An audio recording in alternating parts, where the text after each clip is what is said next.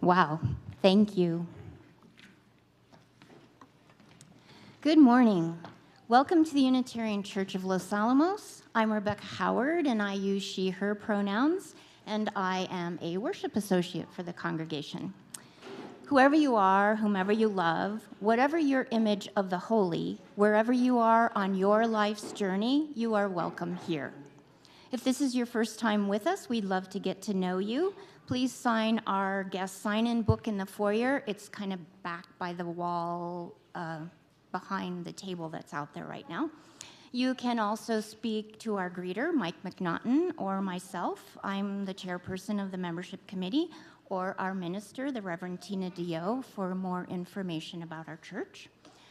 And to learn all about our spiritual enrichment programs for all ages, please talk to Terra Louise, our Director of Lifespan Spiritual Enrichment.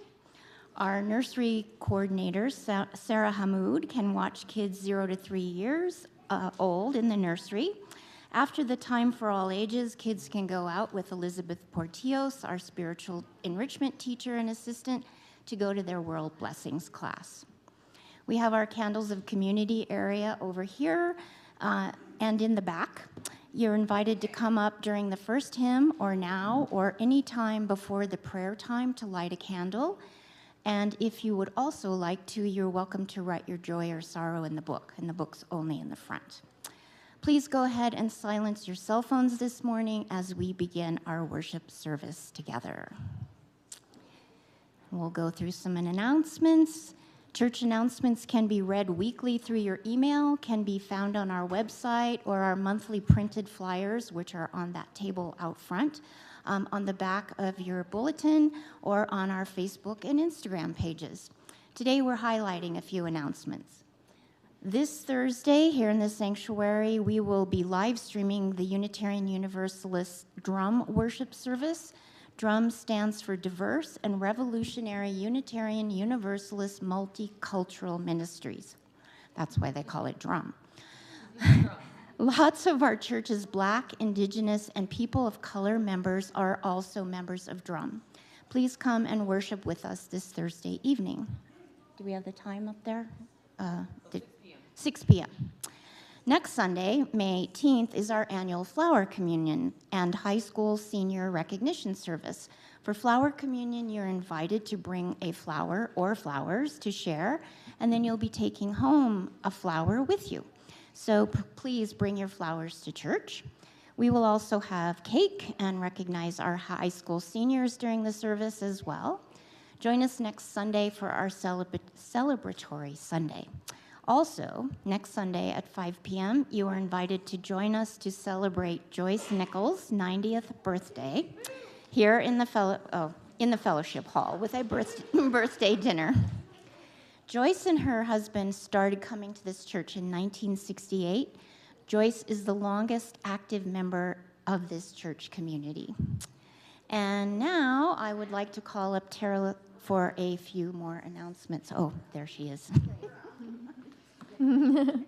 Good morning, beloveds. Happy Mother's Day. I'm so grateful for the many mother figures in my life and just want to honor them for a second, especially my mom, my Bebbia, my Peggy, Lori, and also for the opportunity to be a mother and how William gave me such a big hug this morning and getting to, so, and all the support around that. I also, and Jane, who is home watching this at home. Hi, Jane. I also want to give a big thank you to everyone who has helped with the classrooms. After the service, please find me if you'd like to take a tour and see all of our updates. And to let you know, our activities will be winding down some in the summer. So please pay attention to the announcements to see which ones will be continuing. And if you're interested in hosting any events or activities during the summer, please let me know. Our women's retreat is next. There we go. Women's retreat is next weekend. And while reading Brene Brown's book, Atlas of the Heart, is not required, it is encouraged. So if you have a copy and you finished it and would like to share it, please let me know so that someone else can read it. And then I'd like to share about summer camp. Sorry, I'm jumping around in the slides. So it's summer camp and our all-church camp out. This camp summer, we're doing Camp Blue Boat, and it will run from 9 to 5 from June 2nd to June 6th. And we're doing camp a little differently. This year, we're exploring food systems and Blue Zone principles. So we will be cooking, trying new foods, visiting farmers markets, taking food to the homeless shelter, and touring both the co-op and the food depot, as well as learning survival skills and foraging. And Wednesday, June 4th, we will have a day full of presentations and fun shops, and we'll be preparing lunch for everyone. So throughout camp, we will be exploring the Blue Zone principles of moving naturally, life with purpose, downtime, the 80% rule, the plant slant, friendships, belonging, and putting loved ones first. But because these concepts are for everyone, this year camp is for everyone. So while we will have specific adult and teens who have main roles with enrolled children, everyone is welcome to camp and to join for any or all of camp. So I'll be posting the schedule and more information soon, and I hope you can join us. And this has an orientation listed yesterday. We'll have a second orientation coming up in June. So, and then our all-church camp out is a separate event, but it kind of crosses over. So our church camp out will be at Ponderosa Campground on Thursday night and Friday night, June 5th and 6th. And while this is a separate program than Camp Blue Boat, there will, but please mark your calendars and come camp with us. So everybody's invited to camp. First week of June, come be together. Okay, thank you. Wow, you can see there's a lot going on, a lot coming up. You are now invited to greet your neighbor by introducing yourself. If you would rather just wave and not shake hands, that's fine too. I'll call us back with a chime.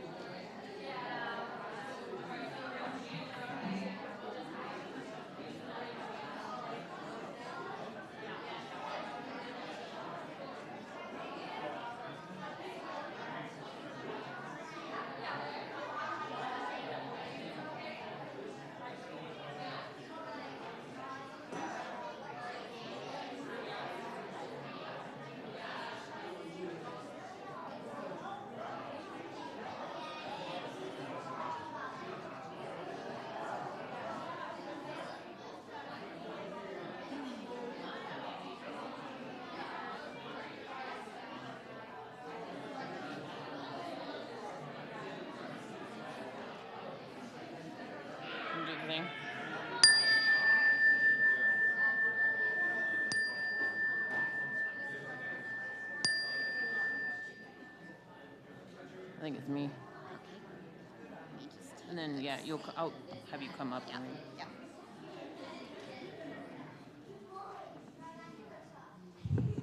Good morning. Hello. Hello. Happy Mother's Day. My name is the Reverend Tina DeYoe, and I use she, her pronouns. We come together as a community every Sunday for an hour to pause and worship together. Worship creates connections within, among, and beyond us, calling us to be our better selves, calling us to live with wisdom and compassion. Our church theme for the month of May is imagination. So today we come together to celebrate nurturing love and compassion. We imagine a world where nurturing care is valued more than war. We come together as a community centered in love as we spread more love out into the world, to people in our lives and to everyone here in our church community. So let us begin our worship together this morning, celebrating the power of unconditional love and nurturing parenting work in our world. So let us now light our chalice, and Amelia is going to come up and Rebecca's going to read some chalice lighting words.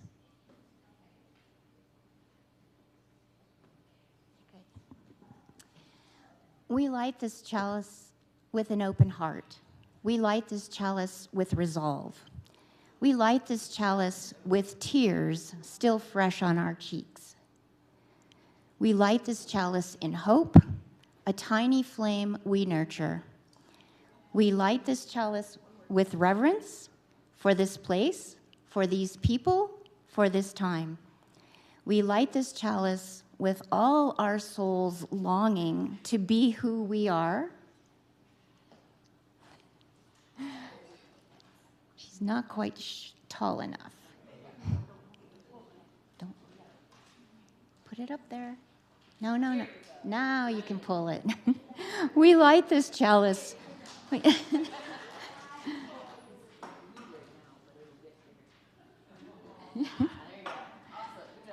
We light this chalice with all our souls longing to be who we are, to be who we will become, to be ourselves. We light this chalice in self-love, in giving love, in holy love. And let us now rise in body and or spirit to sing our opening hymn, number 1051, We Are.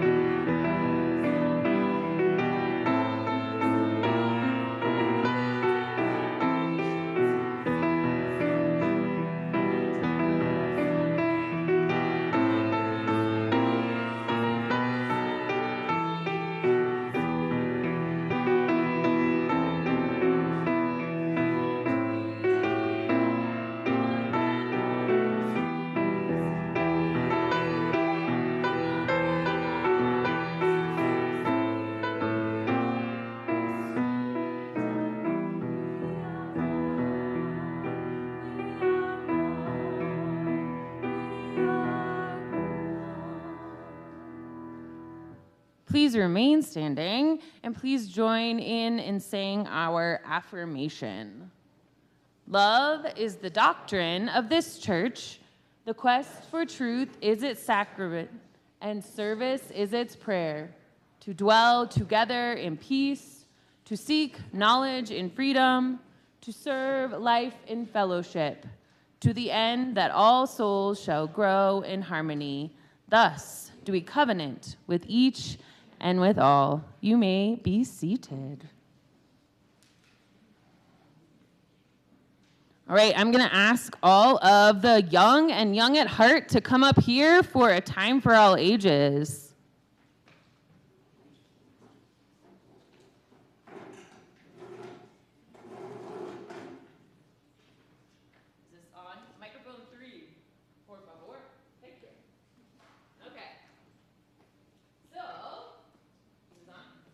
Is it on? Now it's on. Okay.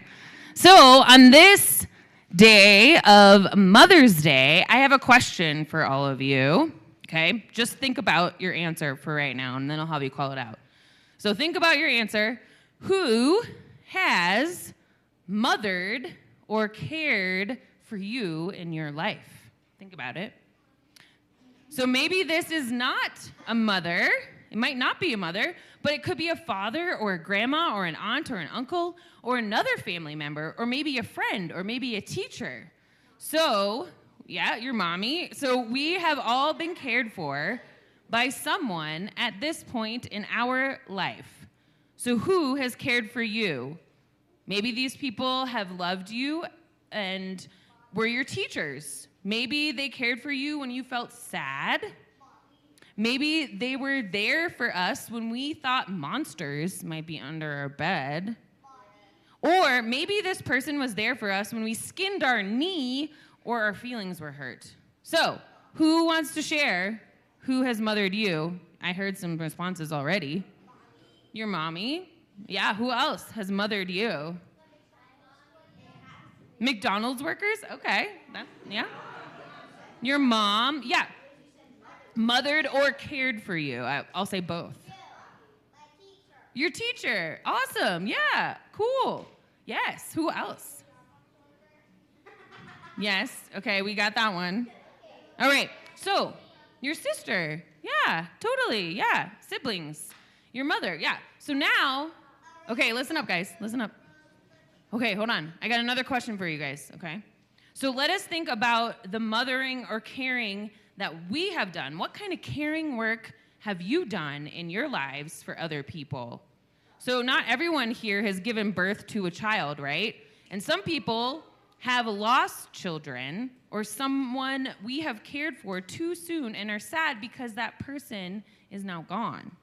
So some people are also unable to have kids, and some people care for a pet or a garden or a classroom of kids or a community or a friend or even a church. So I want to ask you to think, put your thinking caps on, okay? Who is someone or something that you have cared for? Raise your hand. Yeah? Who have you cared for? Okay, you helped your sister eat fries. That's good. Awesome. Other people that you've cared for? Yeah, William? You made a smoothie for your sister, so she wasn't feeling good. So yeah, that's awesome. You cared for her, right? Awesome. So today, I want you all to think about, on this Mother's Day, as you go out, remember to pass along that caring and loving spirit to others in your life. Do you think you can do that? Do y'all think you can do that? Raise your hand, yes? Raise your hand out there. Do you think you can do that? All right, and you can go now with Elizabeth to your kids' class. And it will be in the assembly room, so for parents, you're going to pick up your kids in the assembly room. Thanks, guys.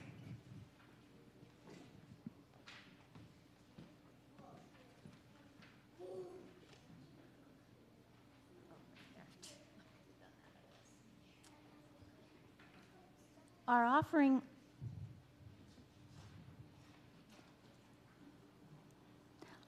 in May is taken up on behalf of the Coalition to Stop Violence Against Native Women.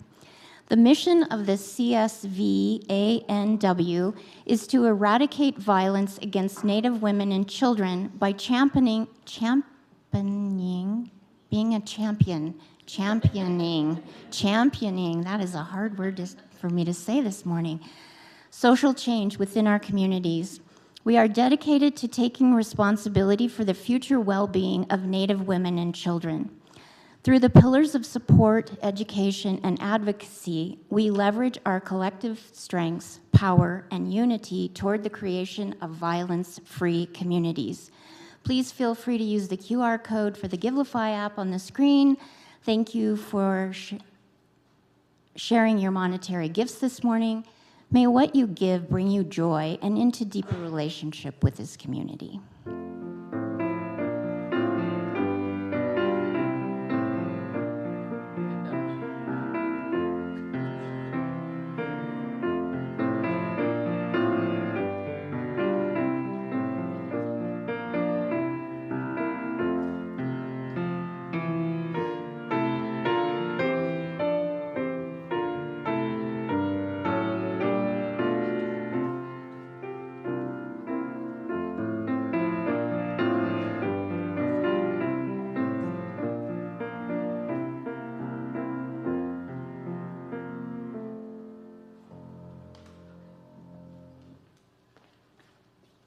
Thank you for your generosity this morning. May your gifts help create violence-free communities for Native women and children.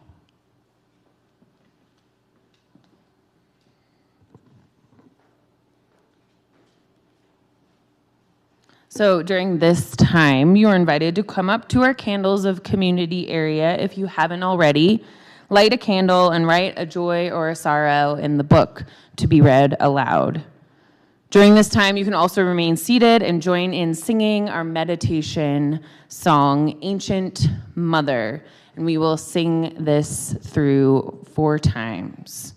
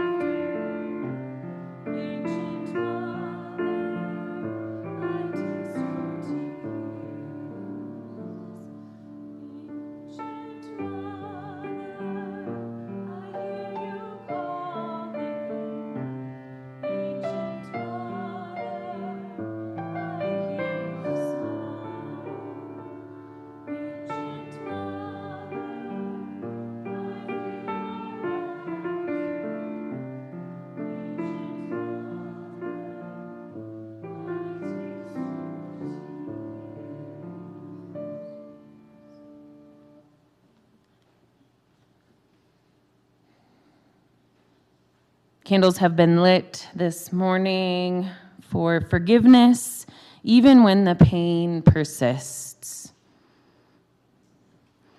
Thanks for the many artists who worked here to share their art with us at the craft fair yesterday.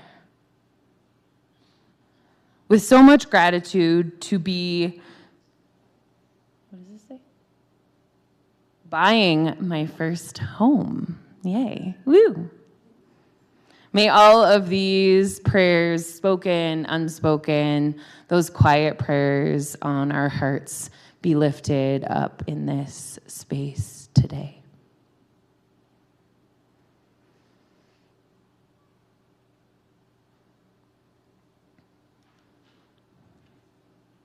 And this is a prayer for Mother's Day by Wayne B. Arneson. Spirit of life, known to us in many ways, but so often in so many cultures in the image of a mother. Hold us in your arms this day.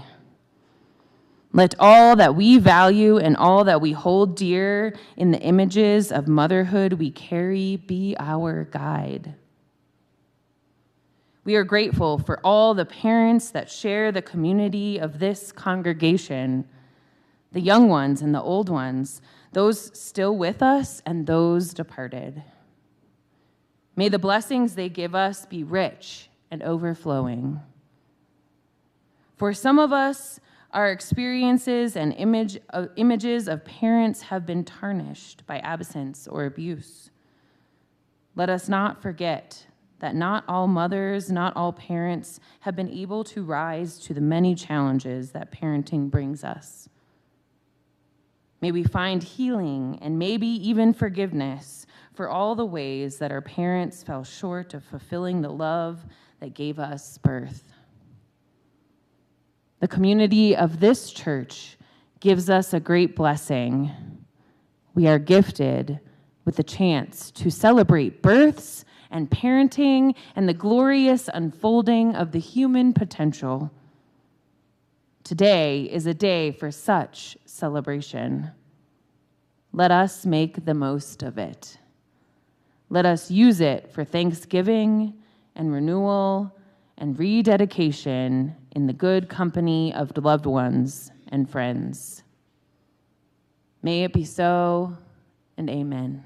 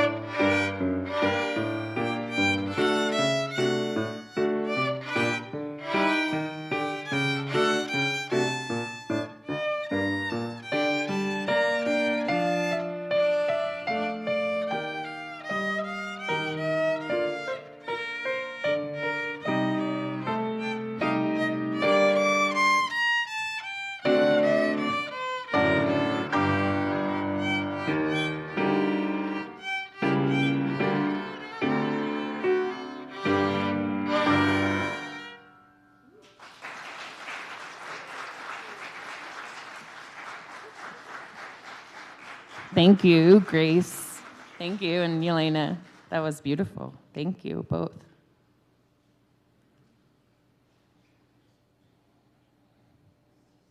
So we have many Unitarian Universalist ancestors and present-day folks who have helped nurture our faith. One of these Unitarian ancestors who helped nurture our faith along its path was Julia Ward Howe. Julia, who lived to be 91 years old and who died in 1910, was a suffragist, an abolitionist, a writer, a poet, a reformer, and a lecturer. She also was a mother to 5 children. Julia is most famous for writing the words of the Battle Hymn of the Republic during the Civil War in 1862.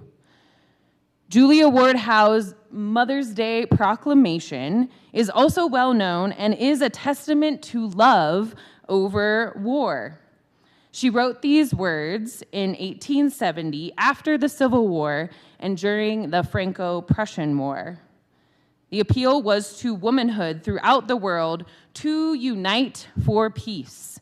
It was a pacifist reaction to the carnage of war that the world had been experiencing at the time. A preface to this Mother's Day proclamation is that these words are written in the time of 1870, and the language is not gender inclusive. So let us listen to these words this morning. And some of you may remember I shared this last year with y'all, if you were here on Mother's Day in our prayer time during the service. So you might have heard these words last year too. Arise then, women of this day.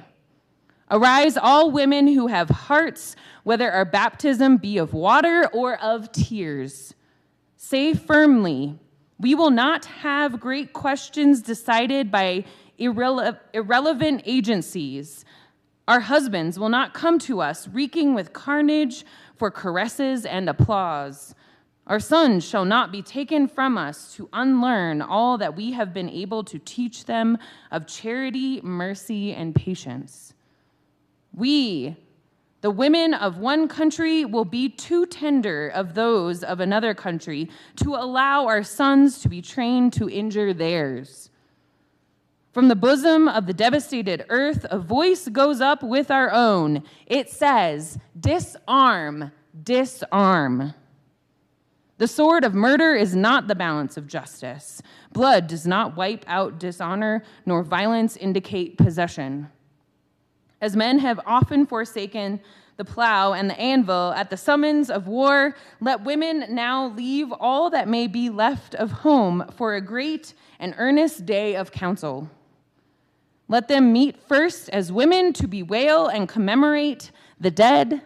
Let them solemnly take counsel with each other as to the means whereby the great human family can live in peace, and each bearing after her own time the sacred impress, not of Caesar, but of God.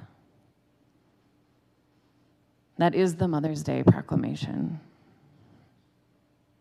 We know that our UU ancestors who have nurtured this faith do not do so alone.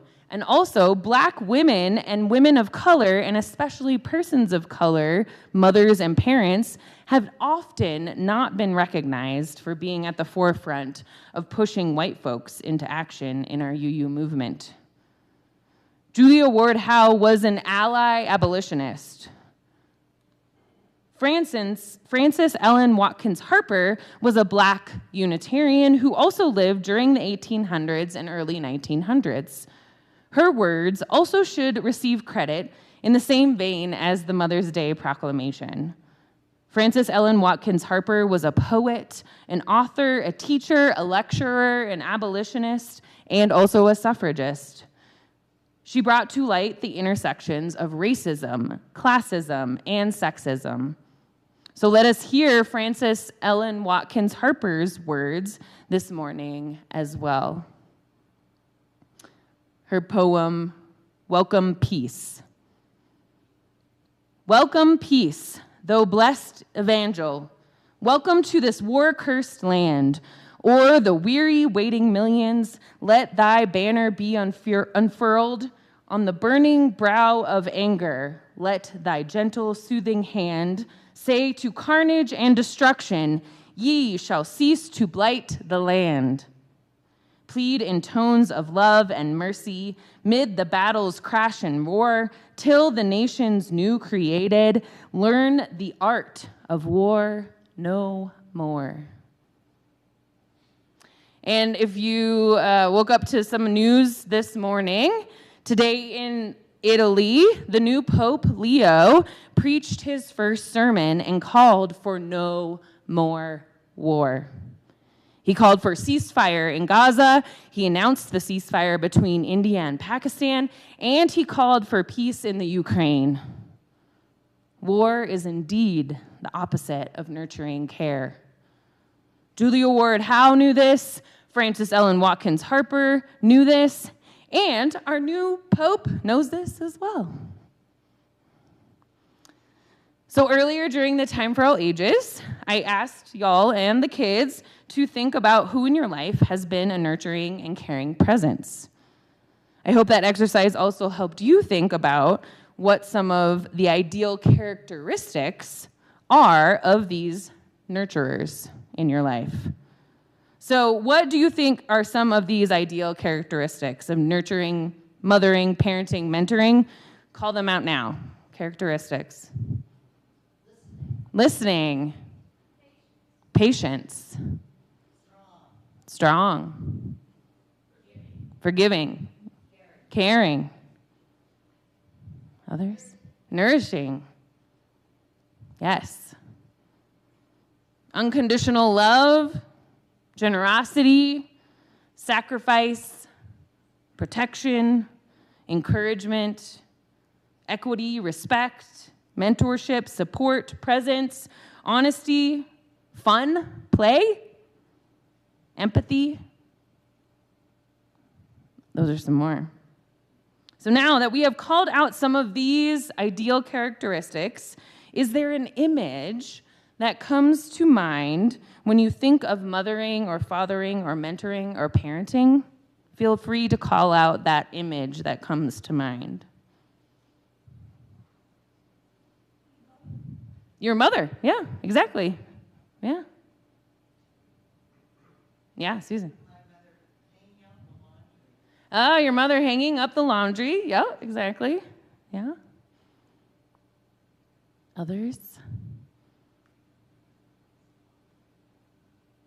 So an image that comes to my mind is one of arms wide open, ready and willing to receive and give a warm hug. So now let me be clear, not everyone here today and those in our wider world have had a positive experience with mothering or parenting in general. And this goes both ways. Parents, mothers, and mentors haven't always been able to give their children a nurturing and safe place to be, and some children have even experienced harm from those people who are supposed to be their protectors. Children haven't always been able to receive what a parent is giving to them either. We know that trauma and abuse is cyclical, and we know that accessibility to mental health resources is beyond scarce. And we also know that folks who have been nurturers have dealt with the grief of losing those who they have nurtured to death or other circumstances. Being a nurturer is not easy work.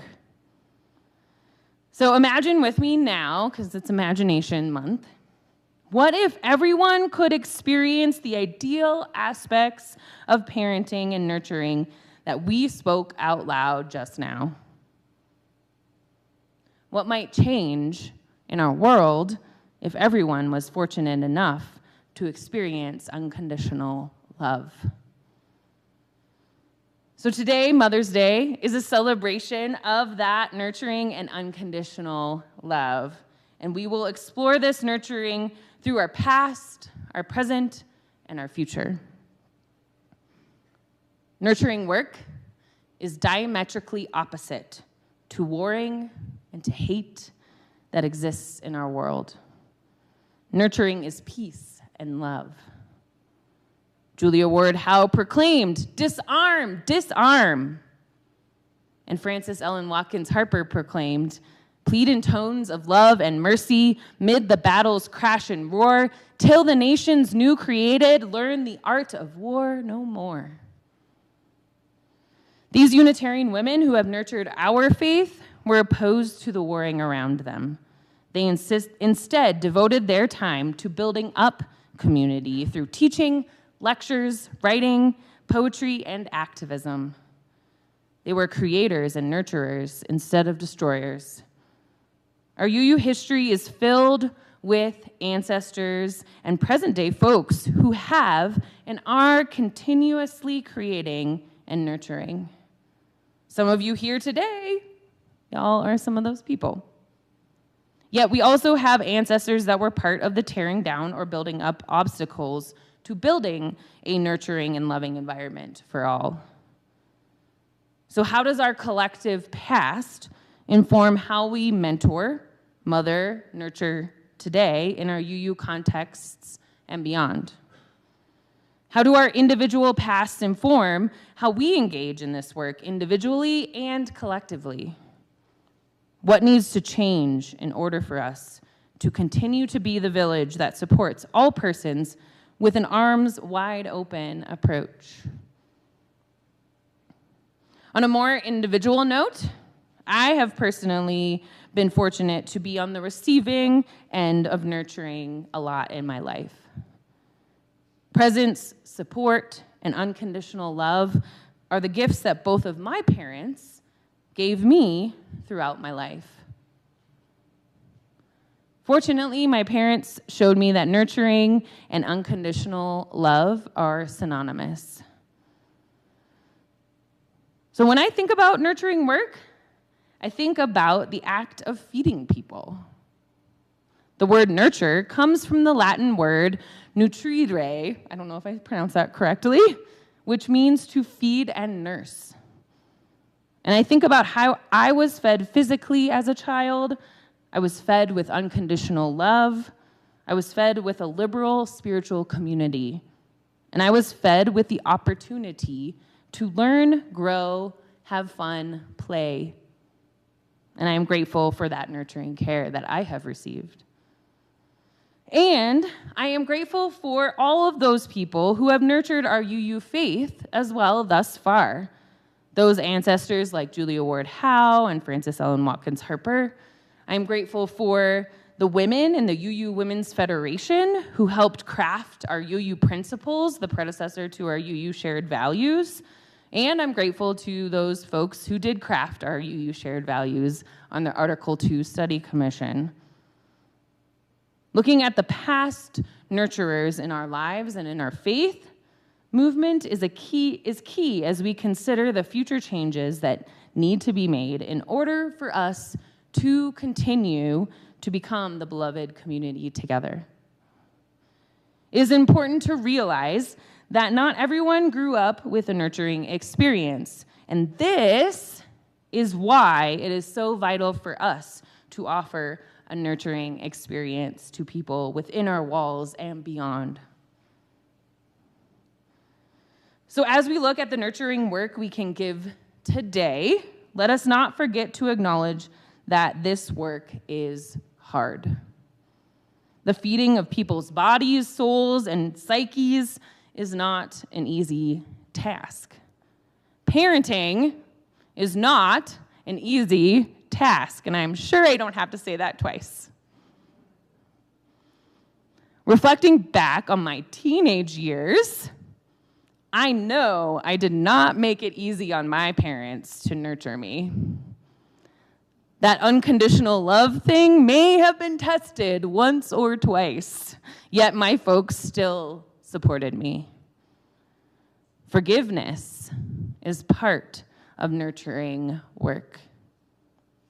When I think of the arms wide open image of nurturing work, I think of that story from the New Testament that some of you might be familiar with, the prodigal son. Some of y'all heard it, raise your hand, yeah?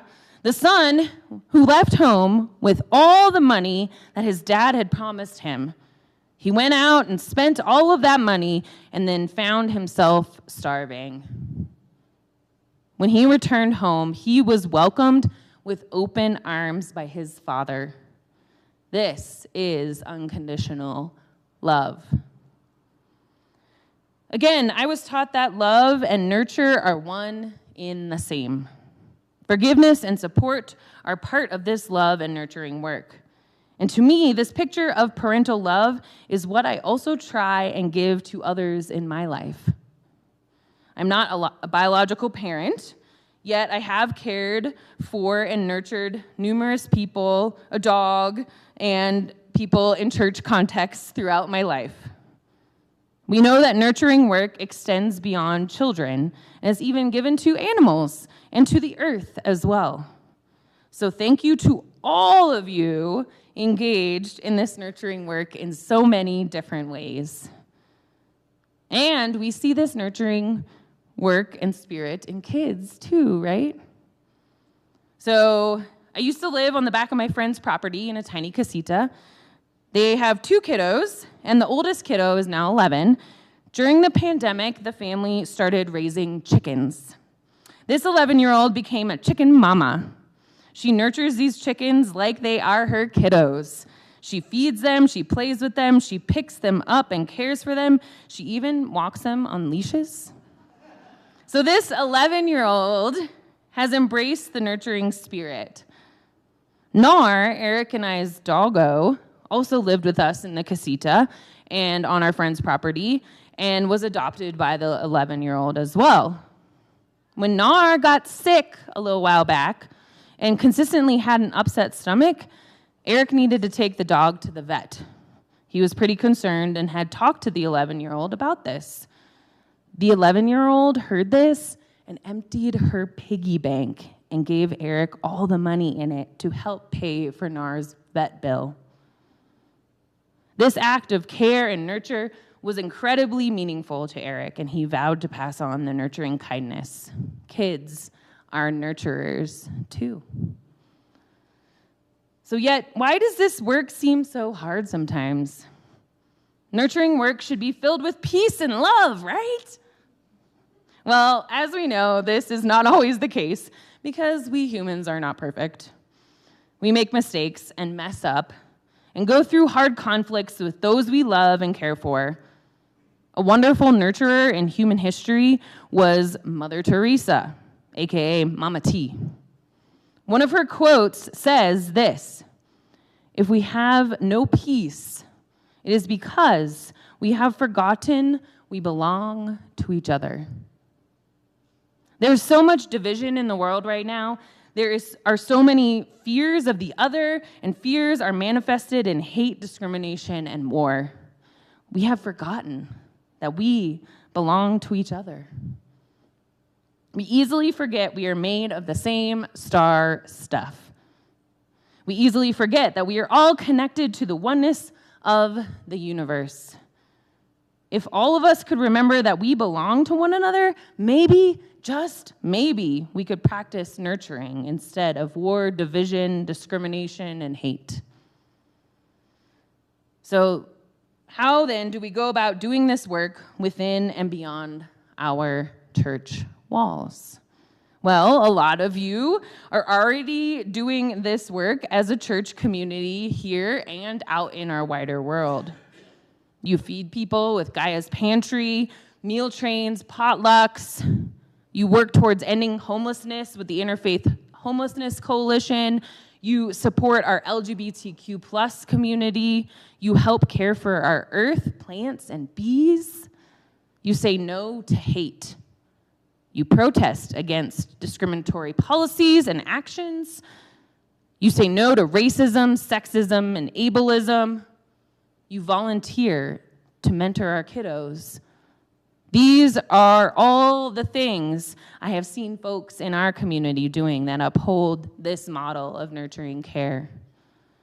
As church communities, we can also think about and implement new models and ways of nurturing for one another and our wider world.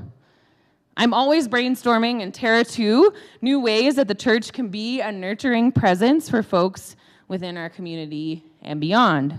And yesterday's community engagement fair, if you were here, was one of these examples, our community engagement free fair.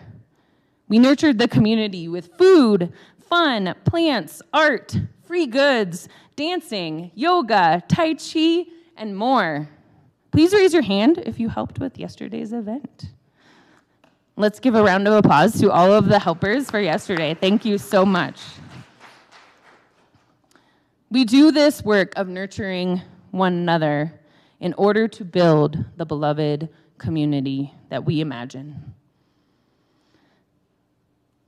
So, call and response. What do we want? More nurturing. When do we want it? Now. Thank you. We'll say it again a couple times. So, what do I personally want to take from today's celebration of nurturing and mothering out into the future? I want to be able to look back at the nurturing I have received and pay it forward. I want to emulate the examples of nurturing I have been fortunate to have in my life. These ripples of love and nurture extend far beyond anything we can imagine. And a story from some nurturing work that I have been able to give to kids has resonated with me as I continue this work into the future. So during the summers between college years, I served as a camp counselor at a Presbyterian summer camp. These summers were filled with fun, play, silliness, games, dancing, singing, crafting, sailing, swimming, and lots of connection to nature and spirituality rooted in the connection with God, because I was Presbyterian at the time. We also made up a dance to Hakuna Matata in my cabin. It was great. Every week, I had a different crew of girls who were in my cabin. A few years ago, I got a message on Facebook from the current camp director. He wanted to tell me about one of his interviews for a camp counselor that summer. In the interview, the question came up about why this person wanted to be a camp counselor and what inspired them to apply. This young adult mentioned me as being an influence as to why they wanted to apply, because I had been their camp counselor once upon a time. The feeling of joy and gratitude rushed over me when I read this message. I was fortunate to receive a message of how my mentoring and nurturing work as a camp counselor impacted this young woman. This cyclical nurturing work inspired me to immediately give a donation to the camping ministry for that year. So this is the power of what nurture and the work of unconditional love can do for us in our personal and communal lives.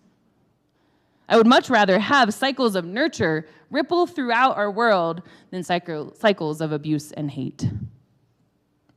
So our task as nurturers today and into the future is to keep the everlasting light of love ablaze for others, for our pets, for ourselves, for our planet, aka Mother Earth, and for our future generations. In the midst of all the divisions, changes in climate, and hardships we endure in life, nurturing work teaches us to persevere. Unconditional love does not shy away from conflict, but wades in the mess of it all. Unconditional love and nurturing work holds us accountable to the connection we have with one another as we continue persevering towards building the beloved community that we imagine. So what is the message we can take into our lives today on this Mother's Day for the future of our lives and the future of our communities? More nurturing. Ready? What do we want? More nurturing. When do we want it? Now. So let us go from this place today on Mother's Day, remembering to emulate this nurturing and loving work in the world. Amen, and may it be so.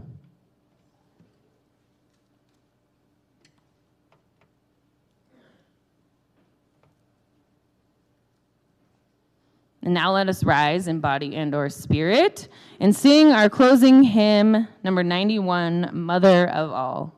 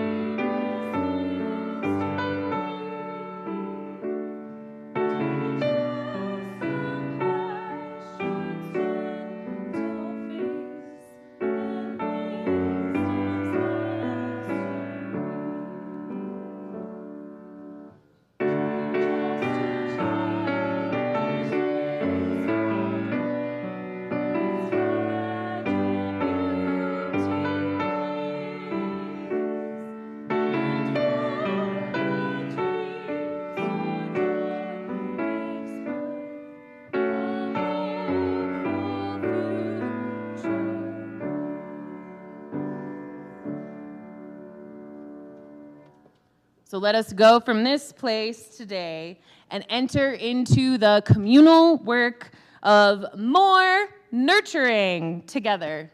Amen, and may it be so. And please feel free to grab hands if you'd like for our closing song, The Way.